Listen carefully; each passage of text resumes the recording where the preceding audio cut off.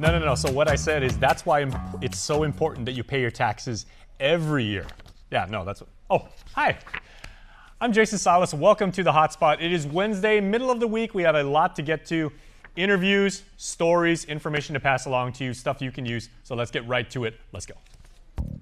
The Menu, brought to you by King's Restaurant, always open, always local, and Ruby Tuesday Guam, home of the Fresh Garden Bar. Here's what we got in the menu for today. A verdict has been reached in retired cop Jojo Garcia's trial. We'll bring you Making Spaces a Reality from our friends at M80 Systems, where we talk floor options and get some very, very useful tips about maximizing your productivity. And Boca Talks with Jess Rosario takes us down to the Boca Box. Makes sense. And in Canada Conversations, the AG edition, Nestor sits down one-on-one with the island's first elected Attorney General. That, of course, Doug Moylan. That's coming up in the bottom half of the hour. But right off the top, retired Guam Police Lieutenant Jojo Garcia has been cleared of all criminal charges filed against him in local court. It took a jury about 2 days to return a not guilty verdict on the charges including terrorizing. Former Officer Garcia shared little reaction following the acquittal. Cleared of all charges here. It hasn't been an easy one for you. How are you feeling? Good. What's next for you? We'll see. Throughout this, you've continuously argued that you're innocent. You're not guilty of any of these allegations, multiple allegations that all unfolded during your time still on the force. Anything you want to say to those or to the people that accused you? Be the one. That's it. Garcia has now been cleared of allegations that he threatened fellow police officers on duty and got into an argument with a group up in Dedido while holding a rifle. The defense contends the case was politically motivated. Well, disbarred attorney John Bell in other court news is back in prison after admitting that he smoked meth last week. Bell stands accused of allegedly holding his staff hostage and threatening them last year. He had been out on electronic monitoring since May, where he was awaiting trial. He also put up his family property to cover his bail to get out. Judge Maria Senzon told Bell that she was disappointed in him, with Bell once again asking for another chance to get help for his drug addiction. Sorry doesn't cut it, I get that, but I really am very embarrassed, not only for the court, but for my wife and kids. This is really bad for my family. I don't make any excuses at all. I do want the court to know I have been throughout all of this still working with the LRC. If the court were to give me a second chance, what would be the difference? You know, why would the court believe that I'd stay straight? I do think this arrest is I hate to say good for me. You know, one slip up and bam, Haggadah is not fun. You know, it's not supposed to be. I get that, but mainly that I really have specific plans for rehab. For the time being, Attorney Bell remains locked up. Judge Senzon took the defense request to release him under advisement. In other island news this morning, he denied sexually abusing a woman who was his patient, and Dr. Uguchukwu Akoma, a Hepzibah family medical clinic, pleaded not guilty to 2 counts of 4th-degree criminal sexual conduct on Tuesday. The case was only being charged as a misdemeanor, with the physician's wife accompanying him to his hearing that morning. The doctor's accuser told KUAM News, quote, "I am still dealing with this trauma, and I pray that during the year no other person has been victimized by this predator who is a physician," end quote. Dr. Akoma remains freed on $1,000 personal recognizance bond. He was ordered to stay away from the alleged victim. Well, the FBI is releasing chilling details about the break-in at House Speaker Nancy Pelosi's home in San Francisco on Friday. Court documents say the man who entered into the home was hoping to find Pelosi at home so he could, quote, break her kneecaps. Here is the very latest. Suspect David DePape faces several federal charges of kidnapping and assault in connection with the attack on Paul Pelosi in his home early Friday morning. Nancy Pelosi was in Washington at the time of the incident. This House and the Speaker herself were specifically targets of the defendant. Police say the 42-year-old California man used a hammer to break into the home. The defendant brought to the location of the Pelosi residence a second hammer, as well as zip ties, rope, and a roll of tape. In an interview with police, DePape called Speaker Pelosi the leader of the pack of lies told by the Democratic Party, said he planned to hold Nancy hostage and talk to her, and if she lied to him, he would break Nancy's kneecaps. She would then have to be wheeled into Congress, which would show other members of Congress there were consequences to actions. He allegedly burst into the Pelosi bedroom demanding to talk to the speaker. When her husband said Mrs. Pelosi was not home, the intruder said he would wait, even if it were for several days. Paul Pelosi then asked if he could use the bathroom, and that's where he called 911 and left his phone line open. Police found Pelosi and the suspect struggling over a hammer when they arrived within 3 minutes. Police say DePape allegedly grabbed hold and used it to strike Pelosi in the head. He certainly did enact what we believe is an attempt to murder her husband. Both men were rushed to San Francisco General Hospital, where a source tells CBS News Pelosi remained conscious and able to talk before undergoing surgery to correct a depressed skull fracture. DePape was treated for minor injuries. He is expected to appear in court Tuesday. Dina Demetrius, CBS News. All right, News Bites is a segment where we take you on a virtual moped and go all around the island to show you what is going on. So let's go. Once again, the virtual moped. And first off, the Guam Girl Scouts and the organization's board are pleased to announce the appointment of Allison Hermanson as the new executive director of Guam Girl Scouts, Inc. Congratulations, Allison. She hails from Rochester, Minnesota, where she has an associate's in science from the Community College of the Air Force. Now, prior to moving to our Paradise Island, Allison served in the U.S. Air Force herself as a flight medic for almost 15 years. Up in Saipan, the governor met with the NMI Basketball Federation's national team to present a check totaling almost $23,000 to be used to cover the team's expenses on Guam as they represent their Commonwealth in the upcoming FIBA Oceania Championships. Over 30 Tritons represented UOG in the largest multidisciplinary and multicultural STEM diversity event in the country, the Society for the Advancement of Chicanos and Hispanics and Native Americans in Science in STEM Conference in Puerto Rico.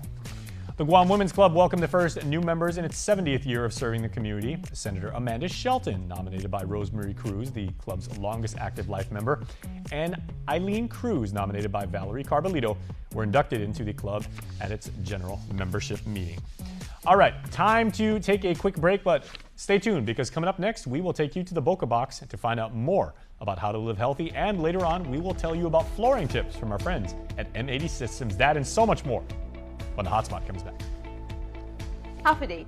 I moved to Guam 23 years ago, living paycheck to paycheck just to make ends meet. Through hard work, I was able to build small businesses, not just to sustain my family, but also to provide job opportunities for our island. But I want more for Guam. I will use my experience to strengthen our economy by promoting affordable housing, food sustainability, and foster growth for all businesses. Together we can make Guam stronger from within and set new standards for our island. I'm Bishop Mendiola, and I approve this message.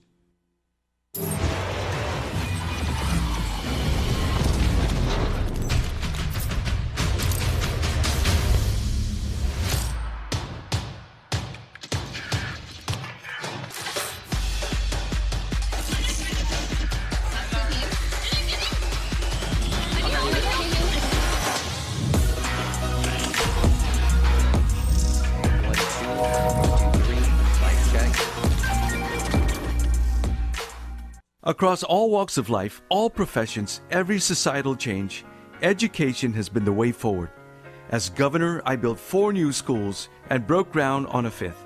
Tony and I have a plan to modernize and build for the future. This election, vote for the team that has actually done something for education on Guam. For details on our plans for education, visit CamachoAdaforGuam.com. I'm Felix Camacho. I'm Tony Ada. We approve this message. Today, I'm Kelina from Doc's Kitty College. And I'm Kristen from Doc's Daycare and Preschool. And we are so honored to be caring for the children of Guam. The governor's child care programs help businesses like ours to really focus on the kids. These programs also help nonprofits and after-school programs and grandparents and so many families. Visit www.guamchildcare.com to learn more about the governor's child care programs. This ad is paid for with funds administered by DPHSS. Pacific Points is more rewarding with friends. From now until December 31st, get 300 bonus points for every friend you refer that signs up and earns points. Both you and your friends will enjoy awesome rewards like free Shell fuel, rebates on your IT&E bills, vouchers at Foodies and United Mileage Plus miles. Plus, earn more points to upgrade your membership tier and enjoy even more exclusive rewards. Learn more at PacificPoints.com or download the app. Pacific Points. Do more, get more. KUAM News. winner of the 2022 Regional Edward R. Murrow Award for Excellence in Diversity, Equity, and Inclusion for the Culture Club. Now, here on the Hotspot, everybody, we want you to live a healthy island life. Now, of course, that means completing the quad, right? The fundamentals of health. That's managing your stress, getting good sleep, getting exercise, and proper diet. If you do those four, you're going to be in pretty good shape. So we go down to the Boca Box each and every Wednesday, where my buddy Jess Rosario, the proprietor of the Boca Box, last week, of course, was telling us about how to have a healthy Halloween.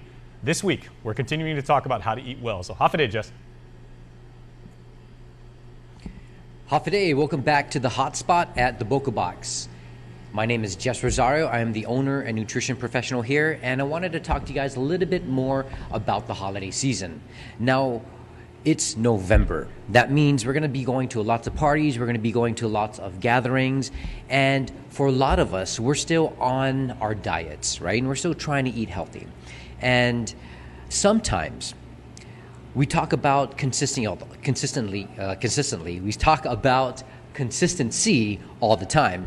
And sometimes we get to a point where on our weekdays or when we're at parties, we try to eat healthy, but sometimes that doesn't go according to plan. Now, I wanted to show you guys something that made a lot of sense to me.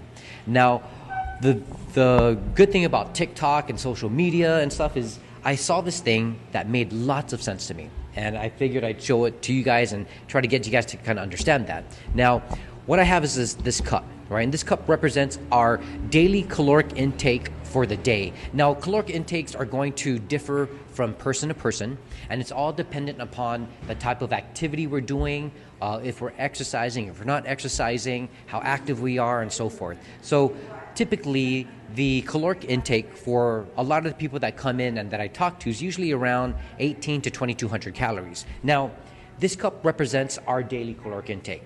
We're going to eat breakfast, we're going to eat some lunch, and then we're going to eat some dinner, right? And we're pretty good with our total daily intake. And we're at some sort of caloric deficit. But if you're like me, the hardest part of the week is on the weekends, especially Saturday. So I'll have my breakfast, lunch, dinner, and then usually, I'll be with family and friends, and I'll go out, and then I'll start drinking a little, start eating more, and I'll drink a little bit, eat a little bit, and then I'm in a surplus. And then I get to a point where I'm just like, I failed, I cheated, might as well just go all the way, and it gets more and more and more and more. Now, what ends up happening to a lot of people is they'll look at this and they'll be like, I failed, I'm done, I already cheated on my diet, why stick to it, right? But we don't need to feel guilty just about one day or one meal or just eating unhealthy for that time period. We don't need to do that. We talked about consistency and eating. And again, looking at everything that we're doing for the day, right? We're going Monday, Tuesday, Wednesday, Thursday, Friday, Saturday, Sunday, right? And throughout the week, this is what I wanted to show you guys. If we're looking at a caloric deficit throughout the week, I'm going to go Monday, I'm good. Tuesday, I'm in a deficit. Thursday or Wednesday, deficit, and so forth and so forth. Sunday, I'm around that. And Saturday, I eat and I eat and I eat and I enjoy myself, but I'll go just a little bit overboard on Saturday. And what does that do for us? Well, if you take a look at it, I don't need to worry just about Saturday, because throughout the week, I've been pretty consistent with getting a deficit throughout my days, and as it adds up for the week, my net caloric total for the week is still in a deficit. And what that does is it helps me to control and to be consistent with my calorie intake. I'm still going to be able to lose weight. I'm still going to be able to drop some fat, because throughout the week, I'm still in sort of a deficit. Now, weight loss doesn't happen fast. And if it does, then you just got to draw a caution to that, because the faster it comes off, the faster it comes back on, especially if we're going on a diet that is very restrictive and we don't like it and we binge and so forth, right? So we want to look at ways to make our days and our meals just a little bit healthier. Now, what are some ways that we can look at being in a caloric deficit, and what are some tips that we can do where we are trying to be in a caloric deficit but cutting out some of the calories within our day? One of the first things, or one of the things that people like to do now, right, and it's super easy, is they start fasting, which means it's a fancy way of saying I'm skipping breakfast or I'm skipping a meal. And what that does is it cuts that caloric deficit in half. I mean, not in half, but it cuts it down. Let's say if we're eating 600 calories for lunch, 600 calories for dinner, and we have a breakfast that is maybe 12, 13, 14, 15, 400 calories, we're at 1,500 calories. And if our total caloric intake for the day should be around 1,800, we're in a deficit of 400, which is good. That's an easy way for you to cut out those calories for the day. Another way to do that is just changing the makeup of our meals. And what I mean by that is going to places like, let's say, the Boca Box, right? Which we're here, and looking at the meals that's being served and changing our meals from being highly processed and calorically rich but low in nutrients, changing that around to being very high in nutrients, not a lot of calories, right? And so we're looking at more of a way to get more nutrients into our body through fruits and vegetables, which don't add up and which don't have a lot of calories, and minimizing the foods that we typically eat on days that have lots of calories, like rice and breads and things with lots of sugar and desserts and things like that. If we can find ways to minimize or cut those down just a little bit, then we'll be on our way to eating healthy and losing some weight. Especially on the holiday season, again, be realistic about your approach to losing weight. Be realistic about your approach to being healthy. We don't have to be restrictive when we go to parties and when we go to Thanksgiving dinner and say, oh, I'm not going to eat this, I'm not going to eat that. No. Add in some nutrient-rich foods which are low in calorie. Make sure you're eating your fruits and your vegetables. And always find ways that you can enjoy the food that you have, right? For instance, again, like if we're looking at the foods that we're eating, right?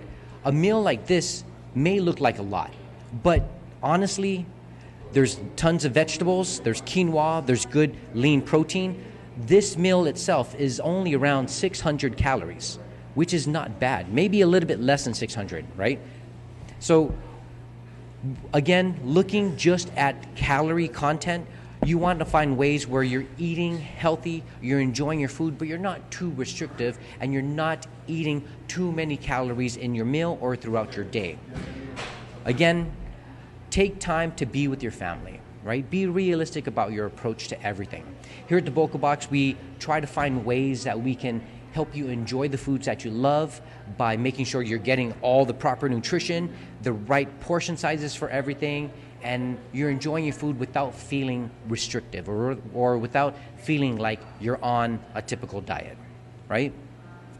Thanksgiving's coming up, Christmas is coming up, New Year's is coming up, but you can still find ways to be healthy, lose weight, maintain your weight without going overboard and regretting it come the new year, right? Again, we want to be able to help you guys understand ways that you can eat healthy without being very restrictive. The use of these cups and the examples that we gave here is just one way to help you guys. There are tons of other ways that you can look at decreasing your calories. Every diet that is out there plays on the fact that we are decreasing our caloric intake somehow. Whether you're doing shakes, whether you're eating wholesome like this, whether you're going keto or you're going low-cal, everything is about decreasing your caloric intake. If you have any other questions, please see me here at the Boca Box. Come in, join us for lunch. We have healthy and delicious meals just like this that aren't high in calories but very nutrient rich. Again, this is Jess from the Boca Box. Thanks for tuning in to the Hotspot. All right, thank you, Jess, as always. Outstanding information there. And in case, it bears repeating, that very generous portion of salad, I believe that was quinoa, a lot of starch and everything, less than 600 calories. That's going to provide you all the sustenance, all the fuel you need to get around and live your island life. And it's not going to pack on the island pounds. So go check out Jess at the Boca Box. He knows what he's talking about and he cares, and he wants to make sure you eat very, very healthy. You know who also cares? Our friend at M80 Systems. And I had the great pleasure of actually heading down to their office in Mighty, where I met with my friend that we discussed about making my desktop the very best it could be, combining comfort, style, design, and productivity. So here's that segment. Making space is a reality. Making space is a reality with M80 Systems. Okay, Jess, so thank you for having me here at M80 again. I just feel so calm here. I mean, there's productivity, there's happiness, but there's also like a sense of serene that like really adds to, you know, how much work my coworkers and I can really get done. So of course I came to you first because I had an aching back, and, you know, so there was a functional value that you delivered. And then, you know, there's the aesthetic and everything. What else can you have that actually adds to, you know, my ability to get stuff done and, you know, and be happy while I'm working? So I'm going to have to be very biased. I love my office. I think, you know, when I came over to M80, we were trying to figure out what I wanted, what kind of space I wanted. And that's what we really do with our clients. We kind of figure out, okay, what are your needs? What do you enjoy doing? And how can we create something that you're absolutely going to love? And so I'm going to be biased. I love my office. And there's a couple things I cannot live without. So let me show you. So right here, this is my AIS. It's a height adjustable desk. I love it because I can be sitting down, and then I can stand up, and then I can sit down, and then I can stand up, have coffee breaks. When you look at it, one of the best accessories that I love for any office furniture is dual monitor arms. Me too. I can't even work off of laptop anymore. I need like 2 screens, and I need to be able to work with people. But dual monitor arms are my absolute favorite office accessory. And so when we come here, I have a nice black desk with a knife edge surface, right? So very nice, very chic, very Jessica. It's nice. It's nice grip too. It does. You could put a coffee mug on this. You can put your papers on it. Stuff's not gonna like go sliding off. You know, and for us, I think a lot of offices, or anyone in particular, they always like collaborative workspaces, right? So if you look at my desk, I actually have an 84-inch wide desk. And you're looking at it, my monitors are gigantor, but, you know, when you look at it, this is a really long desk. But the reason why I like it is we meet a lot, and we have a lot of meeting places throughout the office. But for me, we always come back to going to our computers, right? So when I have team meetings, we're either looking at spreadsheets or ideas or just someone's design, I can pick it up, I can share my screen. There could be 2 or 3 of us, and we're all looking at the same thing. We can make, you know, changes together, we can collaborate together. So really, I think a must-have has to be a really efficient desk that you fall in love with, but it's also conducive to what you want. So because I meet with people every single day, because I like collaboration and we have great ideas that we can talk about together, this is my favorite. And if I may, Jess, because I know you so well and I've admired your work and your career over the years, your workspace really is an extension of you. You know, it's multifaceted, it's very demonstrative. The presentation, I mean, it makes an incredible impression. Right? This is wonderful. Thanks. So I am so jealous. You can have one too. Envy is a sin, and I'm very, very jealous. We're going to have to put that on your checklist, right? Let's requisition that. Yes, yeah, Jason needs a height adjustable desk. But one thing, like I said, I love about this is this has kind of been a nice trend. I usually come in, I sit down, I have a cup of coffee, and then probably about maybe 9:30, 10 o'clock when I have my first meeting or so, I can go up and down. And that's the thing, Jess, because I remember when stand-up desks kind of like came into everybody's public consciousness. Everybody thought, okay, you either have to sit down 100% of the time or you have to stand up. This, you can actually, you know, like you said, you can manage your day in phases. You know, if you meet with a client, you stand up. If you just want to kind of, you know, like get the blood flowing, you know, you switch back and forth. And that's good for me because I'm so tall. And I'm sorry, but for me, certain jobs, like when I write software, I have to be sitting down. Like I've got programmers, you know, like a posture and everything like that. That just works for me. But I can see if I'm up here maybe recording a video or doing something, doing a presentation, standing up would really work for me. Yeah, and that's why I said it. This for me serves as multi-purpose. It becomes my desk. It becomes a mini conference room, right? We can sit down, we can collaborate. You know, we have spreadsheets out, we have designs out. So I think when people are looking at office furniture, really understand what your needs are, what you enjoy doing, what you like to do, and then we can come up with the solutions. You know, some people like height adjustable. Some people are like, no, I'm a salesperson. We go in and out. I don't want. When I get back to the office, I want to sit. Yeah. So you know, people will have different needs, and that's where we talk about that. You know, what do you like doing? Are you at your desk most of the time?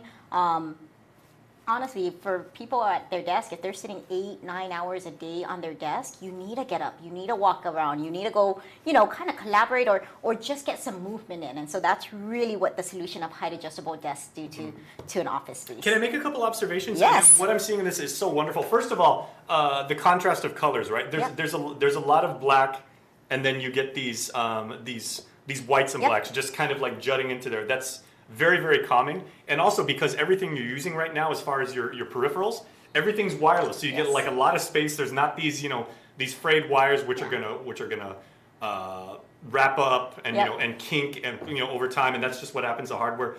It really is conducive to getting stuff done. And all this open space, you really get that sense of peace almost. Yeah. No, and my OCD will fly through the roof if I had like 10 million things on or whatnot. Yeah, and so, you know, the great thing about height adjustables is it takes it off. You have more room in front of you. It's very clean aesthetically. And for me, I like kind of just clean spaces, right? Very modern. But I also have it where I can take my monitor arms and switch it. And if we're having meetings over there in my sitting area, I can actually show it and we can talk about designs in that area too. So that's why it's very important to look and understand, okay, this is what I want it for, and we can come up with the best solutions. Yeah, so like I can see myself doing this. So like say Marie walks into the office and I'll say, okay, this is what we're working on. This is the video. This is how we're setting up the show. And she's like, okay, good job. Turn it right around here. Netflix. Right? Yeah. Or shopping. Yeah, or shopping. So yes, all in one. Shopping again, that's contributing to capitalism. And then for me, right, I like the fact that we have a front area and then a back area. I don't like anything in front of me, right? So all my files, anything I would need, I put here. Even my phone, I put back there. So there is that clean separation. Yeah, and you know, everyone works separately. I work like this. Carlo's a whole complete opposite, you know, and a lot of people, I prefer more of that black, white, clean lines, but a lot of people like more of that traditional, the nice maple tones or Kingswood walnut or whatnot. And so that's, you know, whatever your characteristic is, whatever you like, that's what we kind of match it. Okay, you know, I like these lines, or no, I'm very traditional, I want something different. So yeah, again, a lot of solutions. Yeah, this really like sticks out to me is it's a combination of form and function. Yeah. You can get stuff done, but then the impression it actually makes on you is very calming. And like I said, that's going to help me work better and get more stuff done.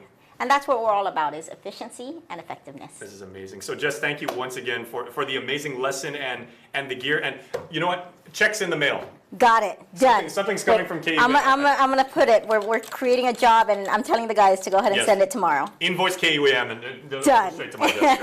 All right. Thank you once again. Thank you. A pleasure as always. Making space is a reality with M80 Systems. All right. Thanks again to our friends at M80 Systems for having me over. I learned a ton, and I hope you did too.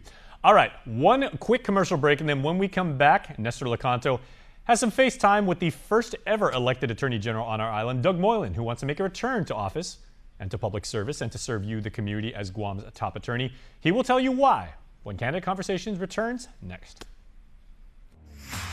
Pacific Points is more rewarding with friends. From now until December 31st, get 300 bonus points for every friend you refer that signs up and earns points. Both you and your friends will enjoy awesome rewards like free shelf fuel, rebates on your IT&E bills, vouchers at Foodies, and United Mileage Plus miles. Plus, earn more points to upgrade your membership tier and enjoy even more exclusive rewards. Learn more at PacificPoints.com or download the app. Pacific Points. Do more, get more. Today, I'm Kelina from Doc's Kitty College. And I'm Kristen from Doc's Daycare and Preschool. And we are so honored to be caring for the children of Guam. The governor's child care programs help businesses like ours to really focus on the kids. These programs also help nonprofits and after-school programs and grandparents and so many families. Visit www.guamchildcare.com to learn more about the governor's child care programs. This ad is paid for with funds administered by DPHSS. There's epic, then there's ultra epic. Capture life in vivid resolution with Galaxy's most advanced camera system and the built-in S Pen. that puts you in control. Every moment, every angle, from sunrise to sundown and beyond. More striking, more stunning than ever. Find the Samsung Galaxy S22 Ultra at your nearest iTunes store or online at ite.net and change the way you work and play. Hafide, I moved to Guam 23 years ago, living paycheck to paycheck just to make ends meet. Through hard work, I was able to build small businesses, not just to sustain my family, but also to provide job opportunities for our island. But I want more for Guahan. I will use my experience to strengthen our economy by promoting affordable housing, food sustainability, and foster growth for all businesses. Together we can make Guahan stronger from within and set new standards for our island. I'm Bisho Mendiola, and I approve this message.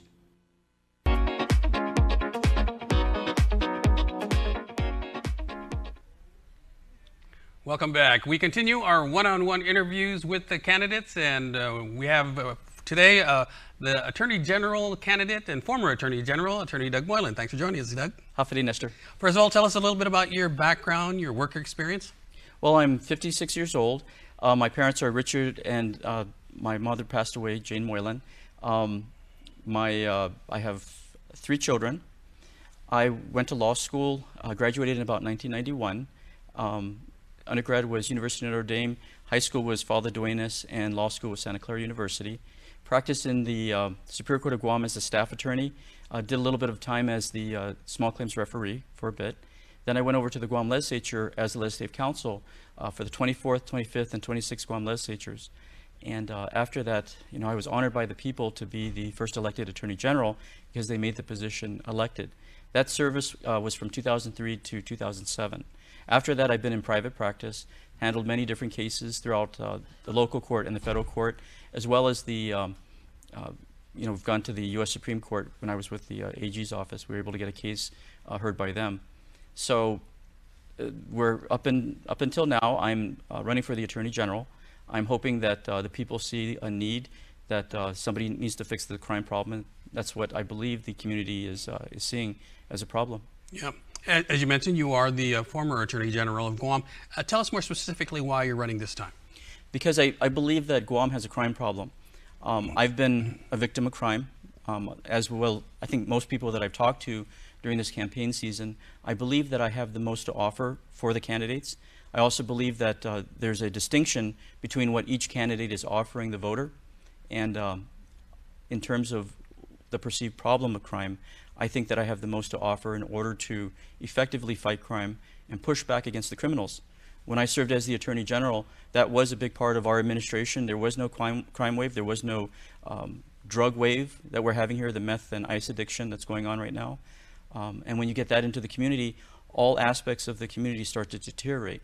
So I think that I have something to offer the people, unlike the other 2 candidates. Yeah, you mentioned the ICE crisis that we're in now. Yes. Dates back 30 years. Right. I can remember reporting about that back in the 1990s. How would you, as Attorney General this time, address the ICE crisis? Well, we don't have the level that we had before. As you know, the presidents have often gone their war on crime and so forth. It's throughout the nation. But now we've seen literally a breakdown of our society when the children can't even go to school because their parents are meth addicted. It's at a level now that is unlike ever before. I think we're seeing in the States, but more so on Guam, whether it's going to be ice, fentanyl, or a lot of these other substances that are out there. So we didn't have that problem when I was there. We were fighting it, but not at the level now. You can see the prices have dropped from about $300 now to about $100, and PDN even reported you can pick it up for $10 per gram, depending upon the quality of the drug. And it's a drug that just completely destroys the individual. Teeth start falling out, behaviors change, significant behavioral changes, organs will start to fail. It usually ends in death. I'm a private practitioner in the Superior Court system for indigent appointments, and probably in the past 2 to 3 years, 3 or 4 of my court-appointed clients have died because of ICE. Yeah. And these are young, vital neighbors that we have in our community, and it's terrible. It really eats at every part of your humanity. So if your candidacy is successful, how would you attack this issue? Well, first is starting to work more closely with the Guam Police Department and Customs. Obviously, you have the entry of drugs into Guam, and that's why the price has gone down. It's either an increase in drugs and or users. The dog detection resource, I think, needs to be actually turned into a division at GPD with dozens of dogs, because I think that is the most effective and judicially accepted form of going into a person's Fourth Amendment right of privacy. That's just one aspect. You also need more cops on the beat. You need police officers actually walking the streets, getting that same connection that we used to remember when I was younger, that you knew the officers' names, that they're walking whether it's going to be the villages or the schools, malls, stores, you name it. Motorcycle police officers, putting them on motorcycles. When they put their police reports together, we know where the crimes are occurring on Guam. And when I say crimes, they can be nonviolent, but normally they're being found with drugs. That's why I say drugs is just, it's a virus that's spread into every aspect of our community, our lives. And first line of defense has got to always be the Guam Police Department and Customs for the detection, how it's getting into Guam. Also, these boats that are going out on fishing trips, they need to be checked when they're coming back in. We need to better patrol our harbors, in addition to all this immigrant invasion that we're getting, the people that are coming over the reefs and things. But I don't think that they're checking those boats as good as they should. The post office is doing a crackdown. I know that Customs, they go through the containers and things like that. But another aspect is they could be picking it up off of the shores of Guam. And then to the prosecution. We get a team of prosecutors that believe in their attorney general as a chief law enforcement officer and not a chief social worker, a therapist, or a rehabilitator. And we take these people into court before the juries, the judges, and we let the law be applied. Because the AG doesn't change the law or affect the law. The laws are passed by legislature. Meth is a felony, has consequences. Now they have the adult drug court, but the success rate is the failure rate is much greater than the success rate, which is 55%. I don't know about anything recently that they've shown, but having practiced in the Superior Court of Guam, it's higher than 55%, in my opinion. People that go into the system for a therapeutic approach and end up failing the system, which is the adult drug court, and testing positive, and then ending up committing another crime. So the AG's office has a role, and my vision of the role is to be the toughest AG on crime, to let the public, the criminals out there know that if you get caught, there are going to be harsh consequences for you. We're not going to hold your hand. We're not going to catch you, release you, and allow you to hurt other people in our community. We're going to lock you up with the help of the courts. And I say this with such respect to the courts because I don't believe the current AG has given the proper legal briefing to the judges with the consequences and the victims, basically saying, I am a victim and I want you to lock this person up and protect me. The four aspects of criminal justice system is to protect the crime victim, to punish the defendant, and to deter crime, and to rehabilitate. Those are the four main purposes of the criminal justice system. I believe our Attorney General is focusing too much on rehabilitation. I'm focusing on the deterrence, which comes from the prosecuting and protecting the crime victim. Well, what is your position on rehabilitation? Because we do have the Department of Corrections. It's not the Department or the Bureau of Prisons. What is your stance on rehabilitation, particularly in drug cases? Like I mentioned, the legislature has spoken and says that for nonviolent type of drug offenses, meth, whatever, they'll give them a chance to go through what they call the adult drug court program. If you fail out of the drug court program, you're going back into the system and be prosecuted. Okay, that's for violent meth type of or drug type of offenses. You get tried as anyone else. The Department of Corrections is just the end result. The Attorney General is not the warden at the Department of Corrections. His concern is not whether or not they have enough room there. That is the governor's role, as well as public health and Guam Behavioral Health and Wellness Center. Their roles are to look towards the treatment aspects. The Attorney General has no business trying to hold the meth addict's hand. The Attorney General is charged with enforcing the laws and protecting the public. I see that as the primary duty of this next Attorney General. Because it's been so bad the past 4 years, it's shifted, and now we're in a triage situation. People need protection. Every night that the sun goes down, crime victims are being created. You see it every day when you look at the news, whether it's a murder, rape, robbery. When you're addicted, you go after property, and then the behavioral aspects, the changes where you're beating up your wife for no reason, or the two most shocking ones recently, the meth addict was trying to have the wife take the drugs, forcing it upon her, which is some sort of behavioral mania that must have been going on in that individual's head, if it was true, as well as the child, the 10-year-old boy that was being forced marijuana, I believe, by the meth addict father. You know, that's the part of that family court that we don't see in the public because they're quote-unquote private proceedings. And the only times you normally see something is if they charge the meth addict with a child abuse type of situation. But other than that, the pictures that you would cry and be shocked by seeing what Guam Police Department and Child Protective Services is seeing of the children of meth-addicted parents. And there are a lot of them. Our families know about it. They see it. Our teachers see it when the kids are coming to school with lice in their hair, not eating, emaciated, those sorts of things. Yeah. So I think that it's gotten to a point that you need a different approach. And quite frankly, I think that everybody realizes the biggest problem on Guam is crime. You've got the governors talking about it, and you've got the senators also talking about crime. But the office that is tasked literally with being the chief law enforcement officer in control of the Guam Police Department and Customs, where all their police reports go up to, is the Attorney General. It's the position that I feel can do the most good for Guam. I believe that I have what it takes in order to get us out of this hole that's been dug for us. You mentioned it, and unfortunately, it's one of the other more common criminal offenses that we see, and that's domestic violence and family violence. And how would you attack that as Attorney General? Well, that issue is often, it's a bit on the complicated side because it could be some problems between the two.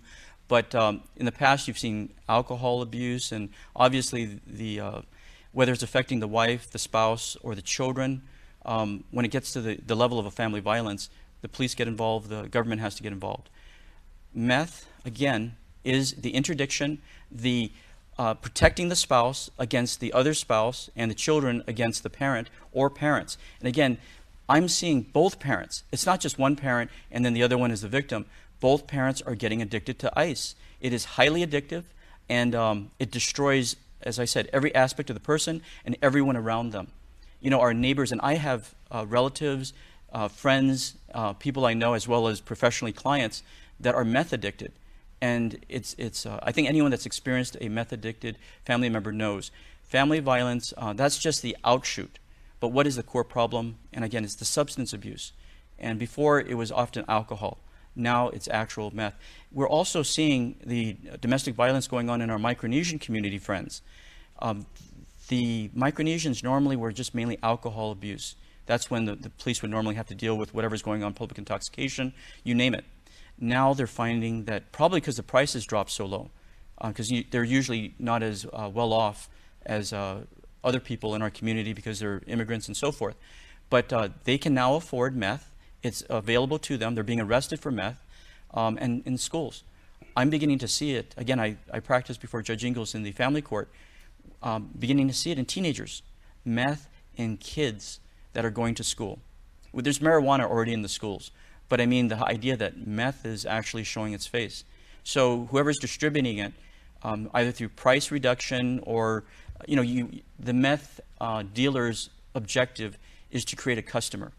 And creating the customers, you get them hooked, you give them the samples, and again, because it's so highly addictive, they've got a customer until that person dies.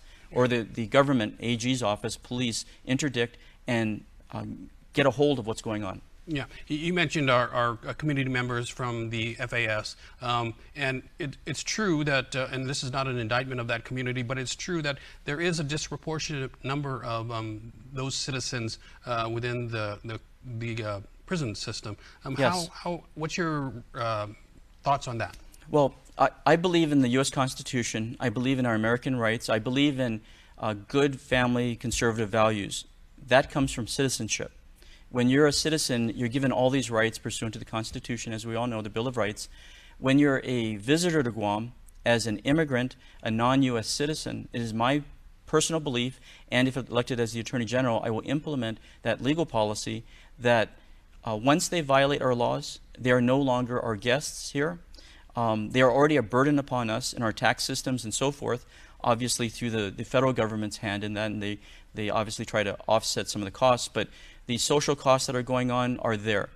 But if they step over the line, cross the line by not following laws that we all have to abide by, then they should be sent home back to their respective country. And that's how I will approach the problem.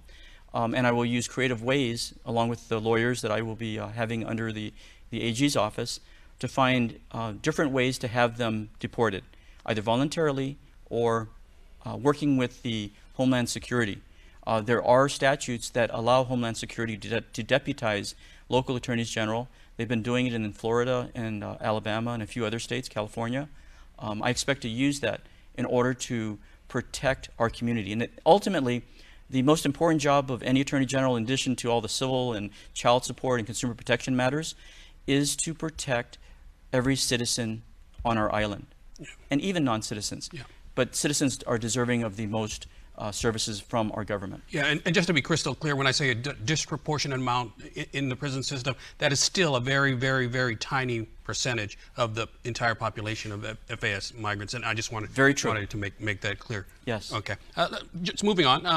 What are your thoughts on recidivism? Because we do see from the magistrate's complaint that are sent to us that a person, and let me use domestic violence as an example. A person, the magistrate's complaint also shows that that person, in many cases, probably the majority of cases, has a previous conviction of the same type and the same victim. So how do we address that? Okay, first of all, if I became the Attorney General, we call it the rap sheet among the lawyers and the discovery information that's given. When the case is first sent over to the AG's office, again by a Guam Police Department normally, a special analysis is going to start if I get in. And that's going to be according to their rap sheet. They normally don't put that. The Attorney General normally just files a magistrate complaint, which is the charges and then a short history of what's gone on. What's going to happen if I get in is we're going to put the rap sheet and we're going to make a statement to the judge, release it to the medias, because the public needs to see these individuals, not just the magistrate complaint where you're kind of like getting a gleaning, this person did what. The only ones that are seeing this prior rap sheet is the judge, and the magistrate gets a special summary report, very, very summary, from their computer system and their clerks. But the AG's office has all of that before we actually file it, because the AG's office would be the one that would file it. A special statement will be put in there as to whether or not the AG believes this person should be released. 2 standards for release: danger to the community and appearance, the probability of coming to the next hearing, the ability to appear. The danger to the community is affected by the person's priors, like you're mentioning. If this person is in and out of our court system, there is a danger that this person is going to commit a crime again, the recidivism that you're talking about. That argument has to be presented to the magistrate judge to let the judge know that this Attorney General wishes, on behalf of the people of Guam, that is the client of any Attorney General, is you and everyone else out there, that we believe this person should not be released pending trial. Yes, he is innocent until proven guilty, but the standard that everybody uses is a reason to believe that this person committed the crime, but pending the actual trial, will this person, if released, be a danger to the community? And in the situations that you're referencing, yes, they would be, in many cases. And I think that has to be highlighted for the judges more. And the argument made. They're not doing it right now. It's just basically, Your Honor, we think a performance bond, $5,000, whatever the bail would be. So I think that will change if I get in. So. You mentioned the Chinese immigrants that are coming in, the back door, if you will, from the Sinamai. It appears to be a very organized thing. Very organized. They used to come in from the North Rotidian, and now they're going Choosing around their places. to Pago Bay. So it appears to be very organized. And essentially, the federal government has washed its hands of this. The governor has created a task force to address it. What are your thoughts on how we can address this problem? Okay. The first problem is that the law enforcement isn't being coordinated properly. Our local law enforcement is controlled by the Attorney General and the governor in her role as over these executive branch agencies, but the Attorney General is the one that directs the tenor, the momentum, and the priorities of the ongoings on Guam, the things that are happening on Guam. I would sit down with the governor to ask the governor to activate the National Guard. You need to have better detection that's going on. As you said, our own villagers, fishermen that are fishing late at night are seeing these guys come in. Where's the law enforcement? I think it was mentioned one time, there's certain points that you can actually see the Spanish. They had their points where they would see any ships around Guam. Well, the military through the National Guard is controlled by the governor, she can order the National Guard to start using that beautiful, expensive equipment that we pay for in our taxes. The helicopters, I understand that we may now have helicopters under the control of the National Guard. Put them out there. Military loves to do exercises because it keeps them in a state of readiness. That would be the first thing, detection. And then once we get them, take them into the court system and don't use the foolishness that this AG is doing. Why do you even charge them if you're going to release them the same day? That goes back to that unvetting of a person's rap sheet, his priors. We know nothing about these people. They could be murderers, they could be rapists, they could be robbers, thieves, you name it.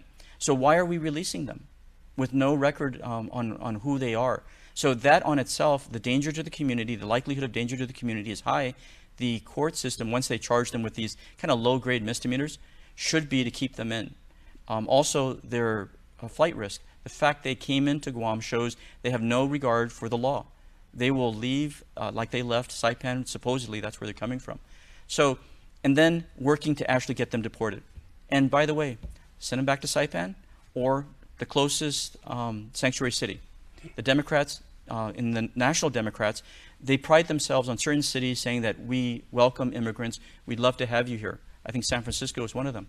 If we can get them to San Francisco, send them there. If we cannot deal with the local Homeland Security to take hold of them. Criminal prosecution, of course, gets all the headlines, all the news stories, but as you know, as a former Attorney General, there are several other divisions within that office. Can you talk about civil and other, Sure. and what you would do? Is there a need to shore those up, or how would you approach that? Well, the Attorney General, by definition, is a manager. He has to manage all divisions. We had 5 divisions that I was there. They shut down one of them after I left. When I was there, and what is essentially all the functions of the AG's office is general crimes. I created the government corruption division. There's the civil division, which provides legal advice to all the government agencies, deals with lawsuits against the taxpayers, the government of Guam, so to speak. The child support enforcement division, very important for many of our lives. And then the consumer protection division. So there's really 5 divisions, and consumer protection is by law, it must be, the AG must have a consumer protection division.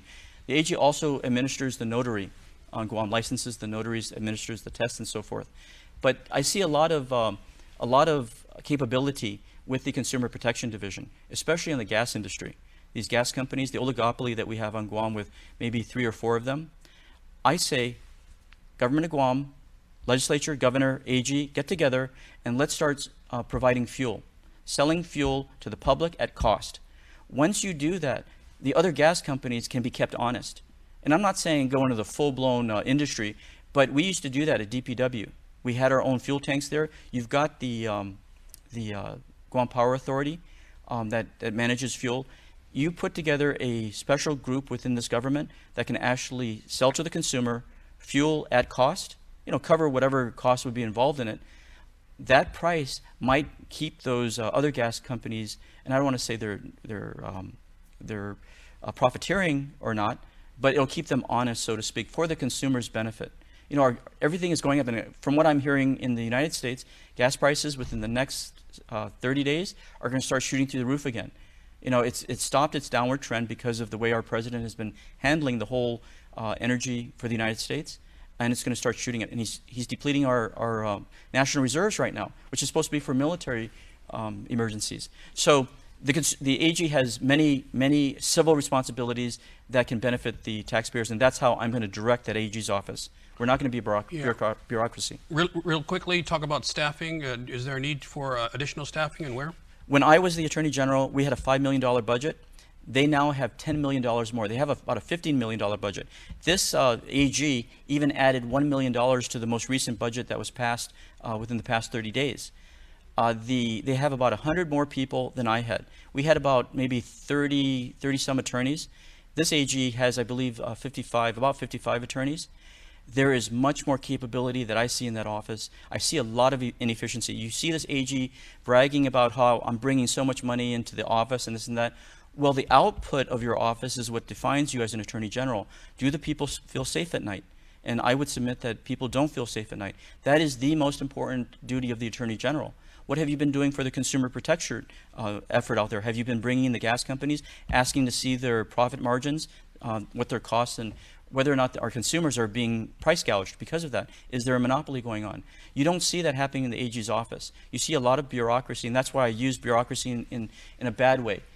When you have too much bureaucracy, you put money in and nothing comes out. Typical bad government that happens. I'm not like that. We always came in under budget, and we had lapses. In the 4 years that I was in the AG's office, I made sure if that was our budget, we stay within budget, and we're lawyers. We can figure ways out. You know, you got the brightest and the best people that are working for the taxpayers, which is the Attorney General's office. Use their minds in order to help the taxpayer, help the voter, help the consumer. Don't help ourselves as government officials. All right, Doug, got about a minute left. I want you to look into that camera and tell the people of Guam why they should vote for you. Hafide. My name is Doug Moylan. I was the first elected Attorney General on Guam. I served you 16 years ago. I am asking for your vote. I believe that I have the most to offer you as citizens of our island. I believe that I can make a big impact on stopping the crime out there. I am the toughest AG on crime. My reputation is being tough, but as you being my client, I will guarantee you that every day that I am in office, I will work to make sure that you are protected in your homes and actually receive the benefits of a chief law enforcement officer. All right, Attorney Douglas Moylan, the former Attorney General, running for that office once again. Thanks for joining us. Thank you, Nestor. We're going to take a short break and be back right after this. Stay on top of breaking news and the biggest stories of the day with NBC News Daily. Get in-depth reporting from across the country and around the world, tips to take care of your health and your wallet, and up-to-the-minute local news. NBC News Daily, weekdays on NBC. Hello, I'm Gunnery Sergeant Ruben Tan from Marine Corps Base Camp Blas, personally asking you to join me in supporting the Marine Corps Toys for Tots program by collecting new and unwrapped toys for children this year. The Toys for Tots program, now in its 13th year on island, has partnered with the Chamber of Commerce, Matson Navigation Company, Catholic Social Services, and the Salvation Army to make this holiday season a time to remember for kids and teens throughout Guam. You may drop off your new and unwrapped toys between now and December 10th in any of our boxes throughout Guam or at the KUAM studio. We ask that when purchasing this year, please also remember gifts for older children and young teenagers. On behalf of the U.S. Marine Corps and the KUAM Care Force, we thank you for coming together and sharing the spirit of this holiday season. Hafide, I'm Kelina from Docks Kitty College. And I'm Kristen from Docks Daycare and Preschool. And we are so honored to be caring for the children of Guam. The governor's child care programs help businesses like ours to really focus on the kids. These programs also help nonprofits and after-school programs and grandparents and so many families. Visit www.guamchildcare.com to learn more about the governor's child care programs. This ad is paid for with funds administered by DPHSS. All right, a good information-packed show, as I said. Before we go, I just want to say, if you are a Philadelphia sports fan, you are sitting pretty right now, my friend, because the Phillies are all over the Astros in Game 3 of the World Series. Of course, the Philadelphia Eagles, as you saw here on KUAM TV8, 7-0 to start the season. Last time they did that, they went to the Super Bowl, just FYI. The Pens are also off to a very, very impressive start in hockey. And, you know, for what it's worth, the 76ers playing 500 ball right now. So congratulations to my buddy Chris Shepard over there at St. John's, a diehard Philly sports fan, and all of you who cheer for the city of brotherly love. All right, that is going to do it for our show today. Lunch is upon us. Take Jess Rosario's insight. Take some of his advice. Go get a really, really healthy lunch.